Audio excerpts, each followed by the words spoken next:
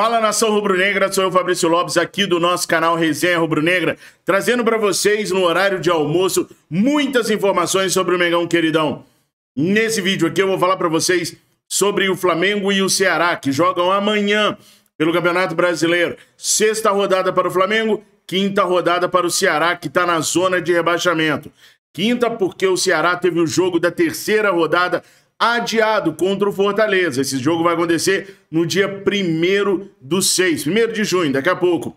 O Ceará está desesperado. Na 17ª colocação do Campeonato Brasileiro, a equipe de Fortaleza está na zona de rebaixamento e precisa fazer de tudo para poder vencer no Campeonato Brasileiro. Gente, o Ceará não consegue uma vitória desde os 3-2 lá na Arena Sandy Júnior, na primeira rodada do Campeonato Brasileiro contra o Palmeiras. Acreditem se quiser, o Ceará detonou com o Palmeiras lá na Arena Sandy Júnior. Depois disso, foi só derrota. Os caras perderam por 3-1 em casa para o Botafogo, perderam por 1-0 em casa para o Bragantino e perderam lá na Arena da Baixada por 1-0 para o Atlético Paranaense. Já na Sul-Americana, os caras vão muito bem, obrigado.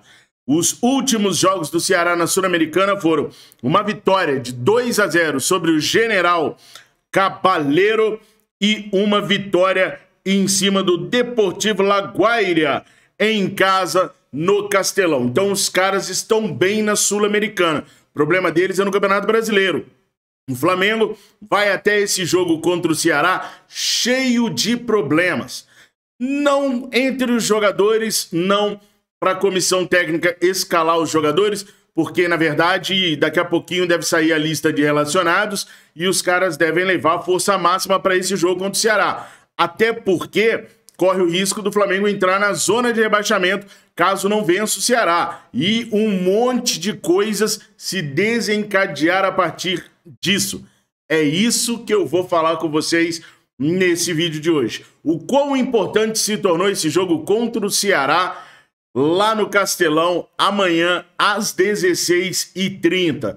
Antes da gente mergulhar sobre todos esses assuntos e eu mostrar para vocês o que está em jogo desse jogo Flamengo e Ceará, eu quero falar para vocês sobre o OneFootball. Olha o OneFootball aqui, ó.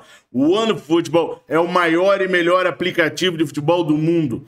Com o OneFootball, nós podemos assistir aos gols e aos melhores momentos de jogos do Flamengo no Brasileiro assim que termina o jogo. Terminou o jogo, é só conferir os melhores momentos no aplicativo do OneFootball. Gente, o OneFootball está conosco há mais de 3 anos. É o segundo maior parceiro do nosso canal, porque o primeiro é você. Então eu peço a vocês que tenham os aparelhos com sistemas operacionais iOS e Android para baixar o aplicativo que está aqui na descrição desse vídeo. Assim o OneFootball vai ficar conosco por mais 3, 4, 5 anos, ajudando na qualidade do nosso canal, ajudando o nosso canal a permanecer aqui no YouTube e trazendo as informações do Mengão queridão para vocês. Então, se você curte o nosso canal e quer nos ajudar, clica no link que está aqui na descrição desse vídeo. O OneFootball, o maior e melhor aplicativo de futebol do mundo! Nação, agora eu quero falar para vocês como esse jogo de amanhã contra o Ceará é importante para o Flamengo, tá? Flamengo e Ceará vão se enfrentar pela 10ª vez no Campeonato Brasileiro. Desses 10 jogos realizados em Fortaleza, o Flamengo venceu 5, empatou 4 e perdeu apenas um jogo para o Ceará. Olha aqui do ladinho como é que tá os jogos, os últimos 10 jogos entre Ceará e Flamengo. No dia 31 de outubro de 71, o Flamengo venceu o Ceará por 1-0. No dia 1º de outubro de 72, o Flamengo venceu por 3-1. No dia 26/9 de 73, Ceará 1-1 Flamengo. No dia 4/7 de 1985, Ceará 1, Flamengo 1. No dia 3 de novembro de 2010, Ceará 2-2 Mengão. No dia 15 de outubro de 2011, Ceará 0, Flamengo 1. Agora eu já era nascido já, né? Do partido de 2010 eu já era nascido. 29/4 de 2018, Ceará 0, Flamengo 3. 25 de agosto de 2019, Ceará 0, Flamengo 3 de novo. 13 de setembro de 2020, Ceará 2-0 no Mengão queridão, a única vitória dos caras em cima do Flamengo. Dia 22 de agosto de 2021, Ceará 1, Flamengo 1. Golaço do Vitinho de fora da área. Puxou ali, pá, bateu no cantinho do goleiro.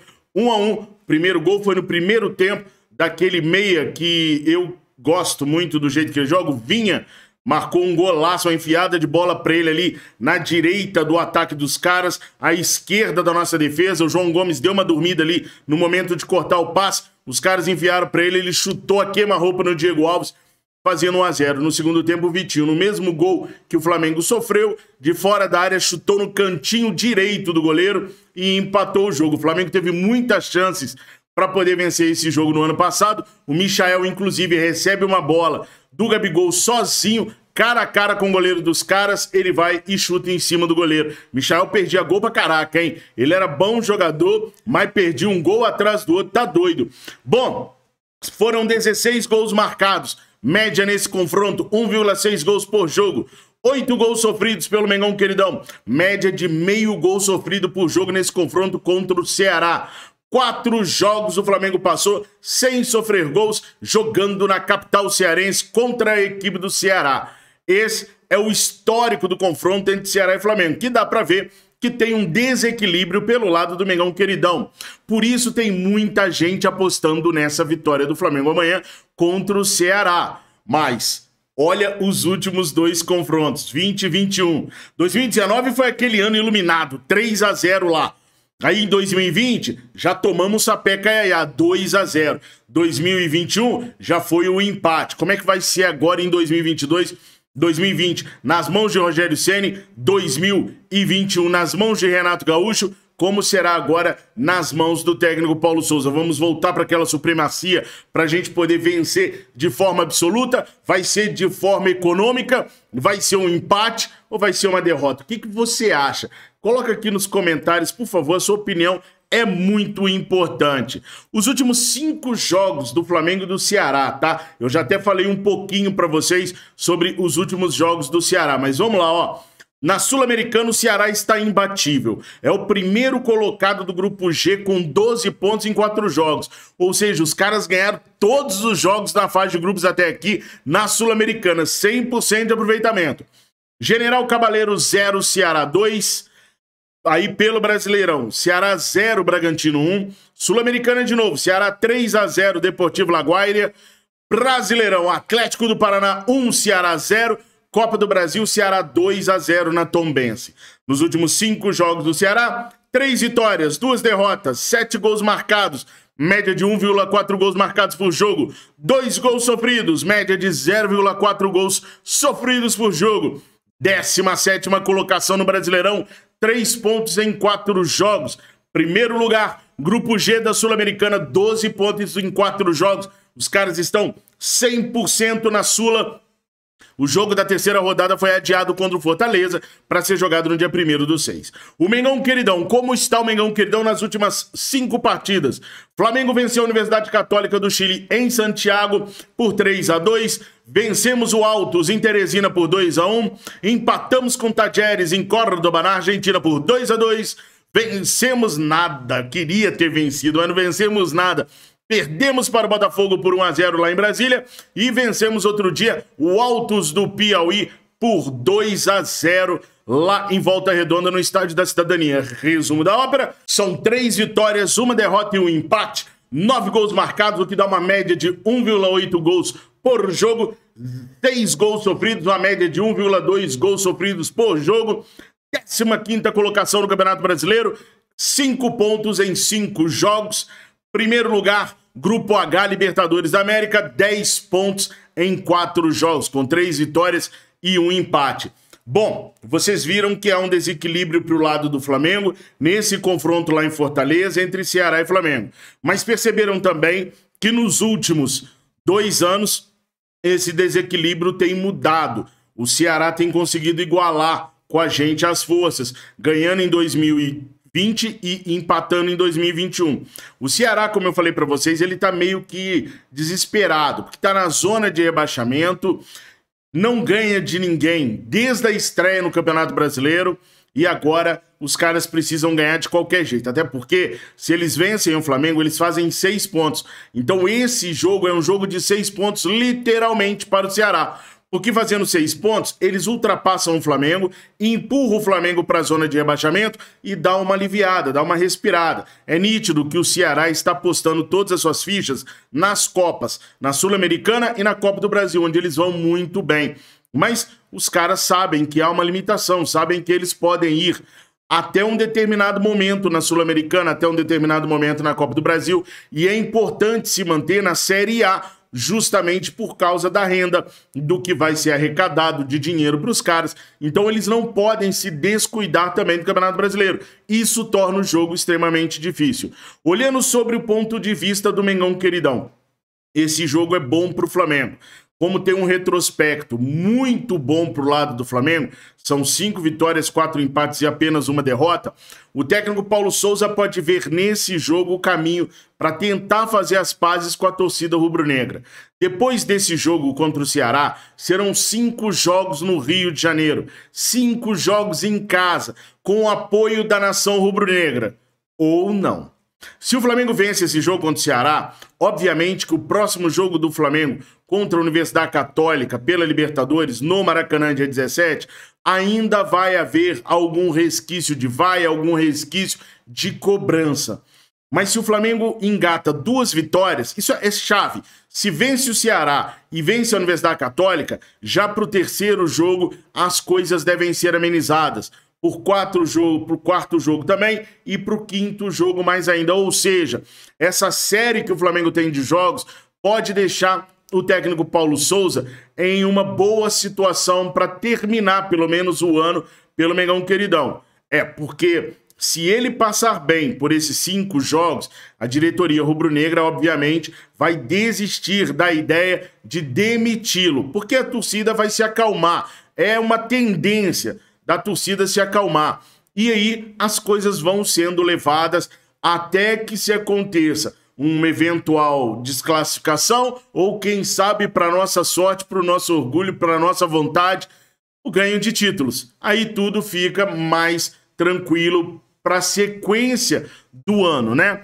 Mas tem um detalhe, pessoal. O homem tá na boca da botija. Tá pertinho de ser demitido, tá? O Rodolfo Landim não tem gostado dos protestos terem respingado nele. O Rodolfo Landim está sendo muito atacado, muito vaiado, por conta da questão da situação do time, mas principalmente também pela questão do off-Rio. Essa questão do off-Rio magoou pra caraca a torcida rubro-negra, mas magoou muito mesmo o sócio-torcedor de fora, sócio-torcedor não, o associado de fora do Rio de Janeiro não ser levado com a mesma consideração do associado de dentro do Rio de Janeiro. Foi uma queimação de filme tão grande que o Rodolfo Landim está sendo abandonado pelos seus principais apoiadores. Bom, todo mundo sabe que o Maurício Gomes de Mato é o vice-presidente de embaixadas do Flamengo. De forma alguma ele poderia ficar a favor dessa decisão do Conselho Deliberativo, que foi orquestrada pelo Rodolfo Landim a pedido dos sócios proprietários do clube. Como o Maurício Gomes de Matos está sempre frequentando os consulados e embaixadas do Flamengo, ou seja, ele está em contato o tempo todo com a torcida fora do Rio de Janeiro, ele jamais poderia apoiar o Rodolfo Landim nessa decisão. Tem um outro camarada que é muito amigo do Rodolfo Landim, que é aquele mosquitinho no ouvido do Rodolfo Landim nas principais decisões do Flamengo e que também ficou contra essa situação do sócio off-Rio. E é importante, gente, vocês saberem que sócio off-Rio não é sócio-torcedor, é associado do clube mesmo, só que com mais de 1.000 quilômetros ali do Rio de Janeiro, tá? Então vamos lá.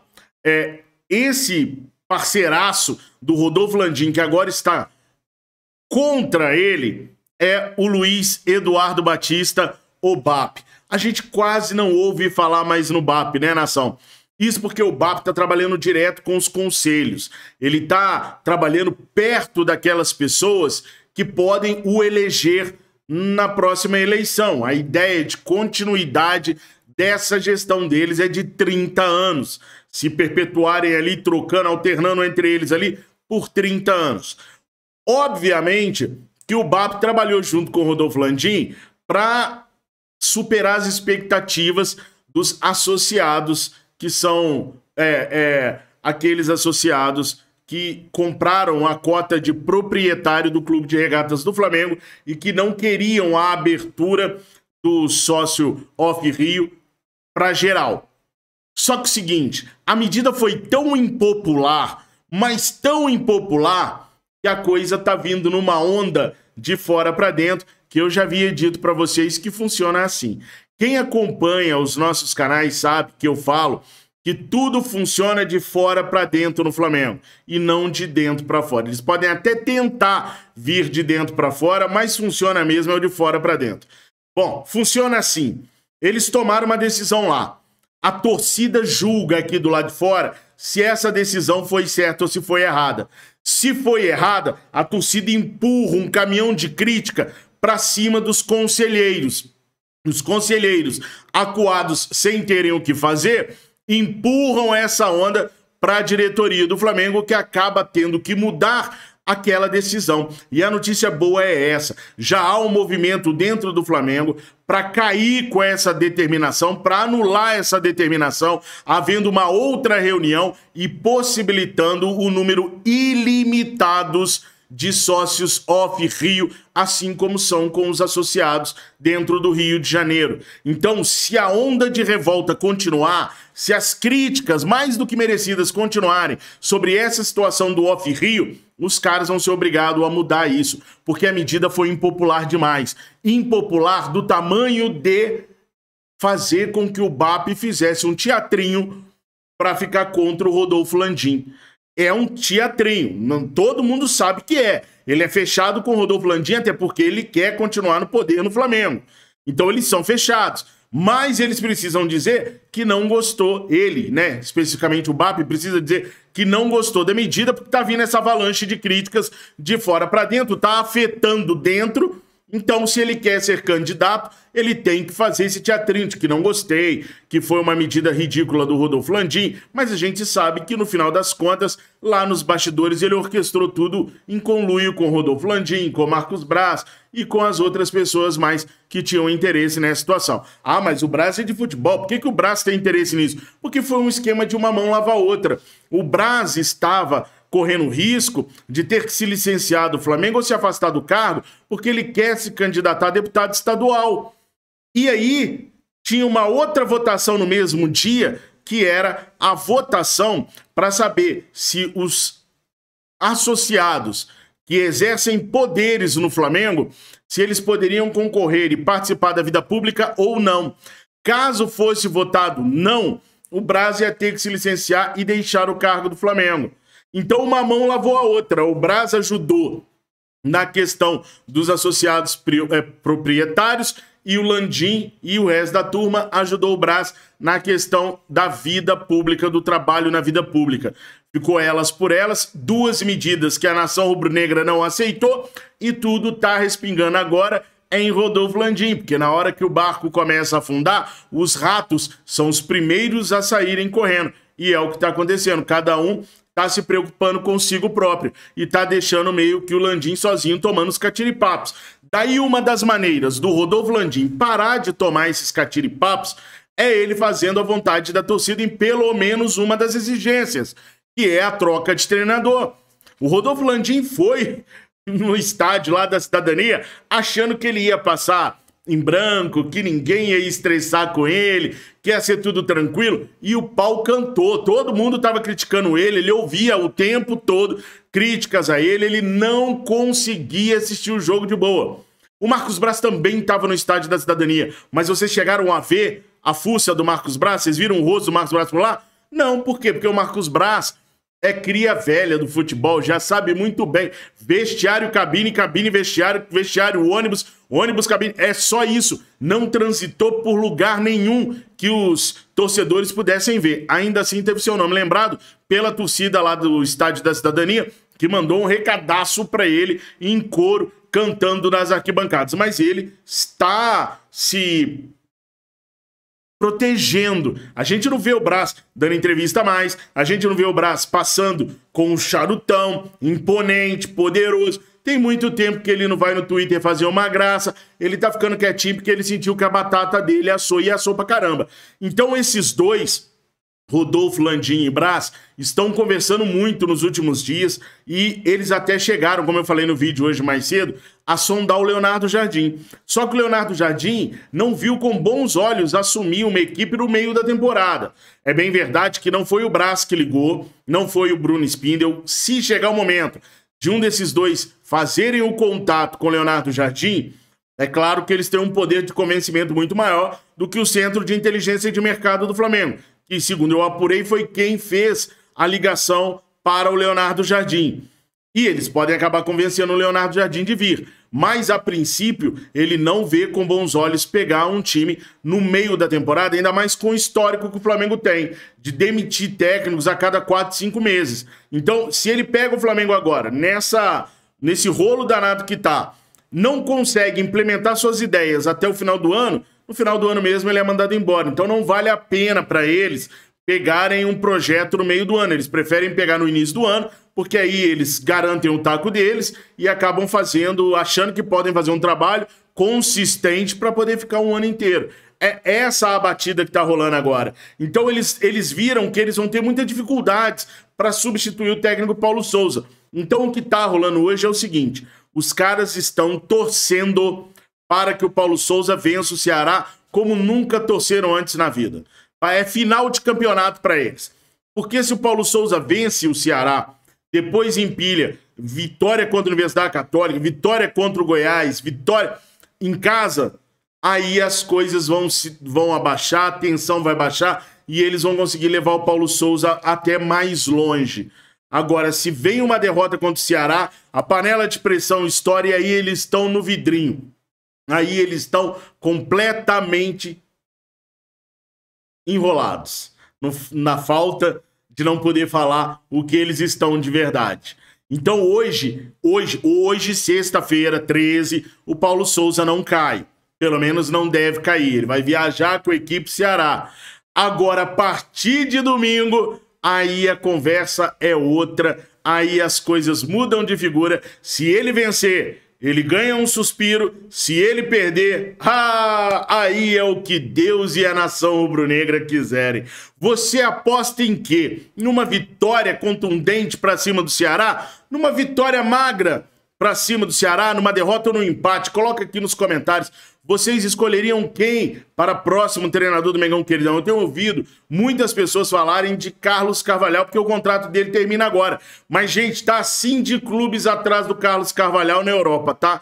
Assim de clubes. Sinceramente, eu acho que o Flamengo perdeu o time de contratar o Carlos Carvalhal. Pelo trabalho que ele fez nos últimos 2 anos no Braga, tem muito clube da Espanha e da Inglaterra querendo contratar o treinador. Acho que agora ele ficou muito grande pra gente tentar contratar. O Leonardo Jardim também não seria fácil de contratar, não. Primeiro teria que convencê-lo a ficar, a vir no meio do ano. E aí vocês podem ter certeza que a multa vai ser gigante. Vai ser de 50 milhões de reais para poder trazê-lo para os caras não poderem demiti-lo no meio do ano. No meio da temporada dele, né? Que seria em dezembro.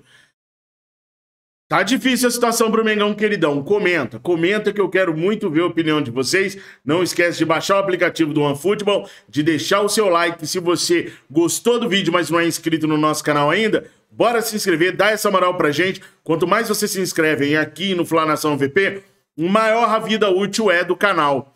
Valeu? Convidem seus amigos, convidem as suas amigas, seus primos, suas mães, suas tias, suas vovós, seus vovôs para se inscreverem aqui no nosso canal. Fiquem com Deus, tenham uma excelente sexta-feira 13. Saudações rubro-negras!